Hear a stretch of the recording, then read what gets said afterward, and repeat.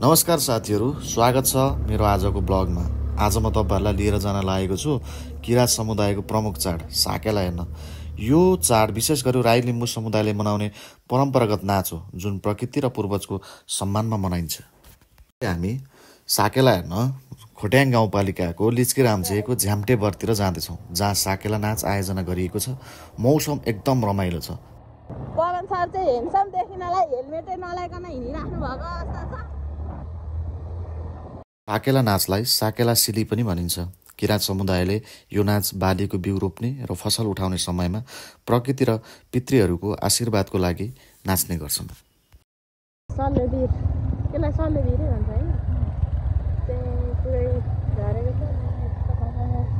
यस्तो हरियाली छ नि, पुरै नगरमा हरियालीको चाहिँ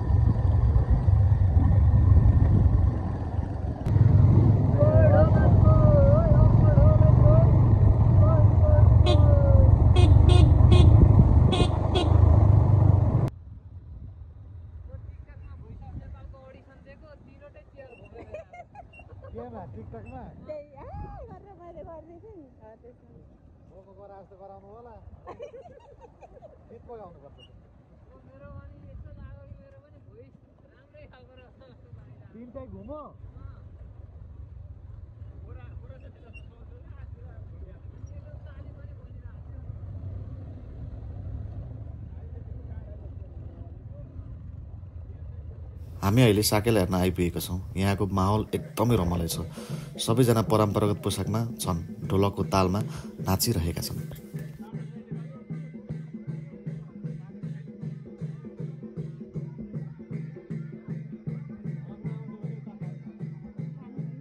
हाम्रो मध्य प्रदेशबाट पनि आउनु भएको छ यहाँ चण्डी नाच्न।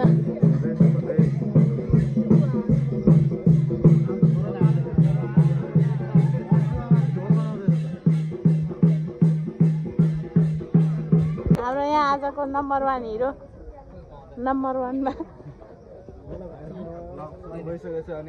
नम्बर 1 हिरो के चाख्ने? आउ न।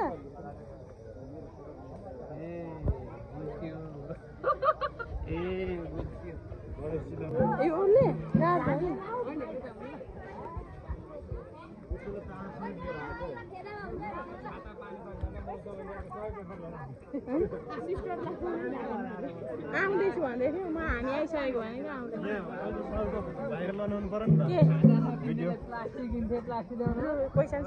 होइन। यहाँ चार्जर पनि ल्याएको रहेछ, कसलाई यत्न त्यो छाता त पारेर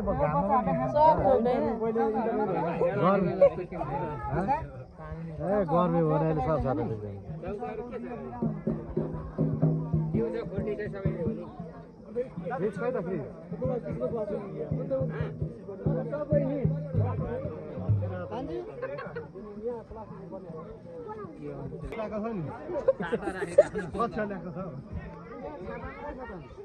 के जलन भइरहेको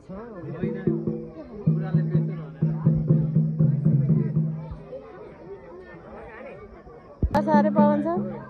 पवन सर कहाँ नाच्नुपर्छ अरे? सुरुवात गर्नेले के भन्नुभएको त?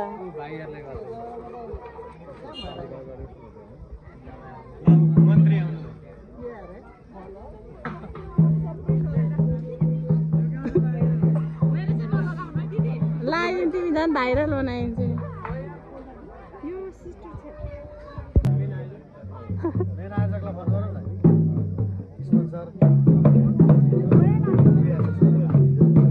सर उ त मगाएको भाँडा लिएर आउनु न, सिङ्गे खाम पक्लक पक्लक लिएर आउनु न, पक्लक पक्लक खाउँ।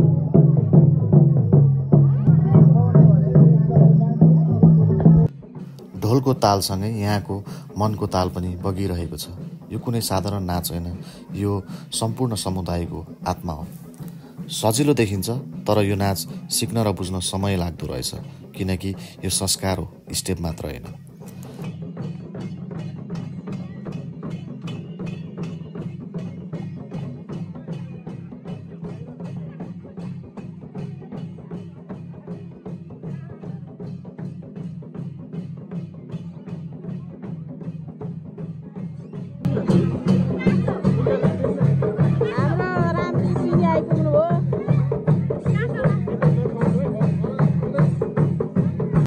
पहिरन र गहनाहरू देख्दा लाग्छ हामी अहिलेको होइन 100औं वर्ष अघिका गौरवमा फर्किरहेको छौँ।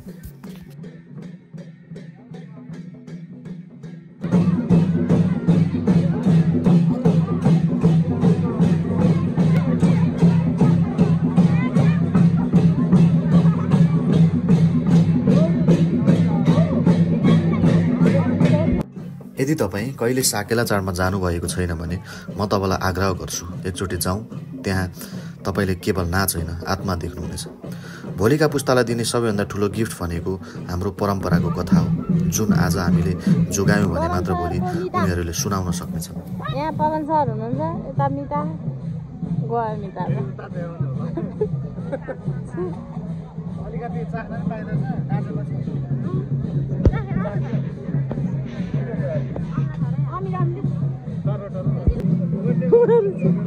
दिउँसै गिलासमा लिएर बसिसक्नु भएको छ। डिउ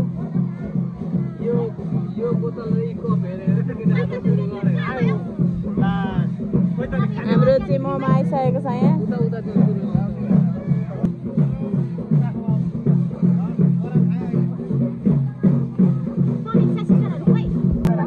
तपाईँले बनाएर दिएको भए पनि नमिठो भन्दा किनेर दिँदै पर्छ के होइन।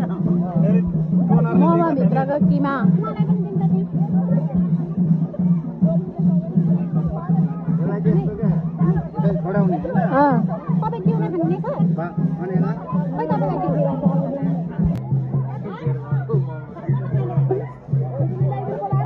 यो पहिलोचोटि होला है मोमो यसरी छोड्नु भएको पवन सरले। दोस्रोचोटि नत्र 2-3 प्लेट खानुहुन्थ्यो नि त पवन सर। आज म नाच्न त सकिनँ, तर यो चाडले मेरो हृदयमा नाच गर्यो। आज घर फर्किँदै गर्दा मसँग एउटा भिडियो मात्र होइन थुप्रै याद र प्रेरणा पनि लिएर जाँदैछु। के गरेर जाने अरे होइन, मतलब अब अन्तिम छुट्टीमा गरेर जाने अरे।